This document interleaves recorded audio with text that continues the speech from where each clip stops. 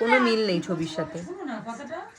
তোমরা কেউ এই পেজ থেকে অর্ডার দিও না, একদম দিও না অর্ডার।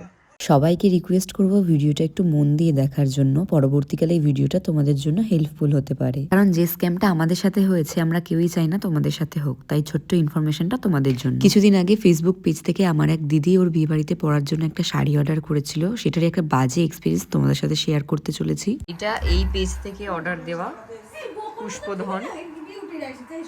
মানে যেমন আমি ফটো দেখে চয়েস করেছিলাম, এই যে দেখো শাড়ির কোয়ালিটি দেখো, মেটেরিয়ালটা পুরো আলাদা, সব শাড়ি আর দেখাচ্ছে না। যে ওদের পেজে আরো এরকম সুন্দর সুন্দর শাড়ি দেওয়া আছে, কিন্তু ওই অর্ডার দিলে তোমাদের ওই রকমই আসবে।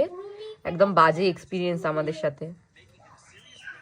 দেখতে কি সুন্দর লাগছে। হ্যাঁ দেখো পুরো ফালতু এখানে হবে না। এই যে দেখো অনলাইনে অর্ডার দিয়েছিল যখন এরকম, আর এটা হচ্ছে অরিজিনাল। মানে কাপড় দেখো শুধু, দেখে মনে হচ্ছে 300-350 টাকার শাড়ি। পেজটা দেখো, এই যে পুষ্পধন এত টাকা দাম নিয়েছে, এটার সাথে কোনো শাড়ির মিল নেই। ফেরতও নেয়নি টাকা। হ্যাঁ ফেরতও নেয়নি, কোনো রিটার্ন ওদের পলিসিও নেই। এই না, কেউ এই পেজ থেকে অর্ডার দিও না। ইনস্টাগ্রাম আর ফেসবুক দুটোতেই ওদের প্রচণ্ড পরিমাণে অ্যাড আসে, বাট ওরা যেমনটা ওদের পেজে দেখাচ্ছে আর ওরা যে প্রোডাক্ট পাঠাচ্ছে সেটার সাথে তাই সেই কোয়ালিটির কোনোই মিল নেই।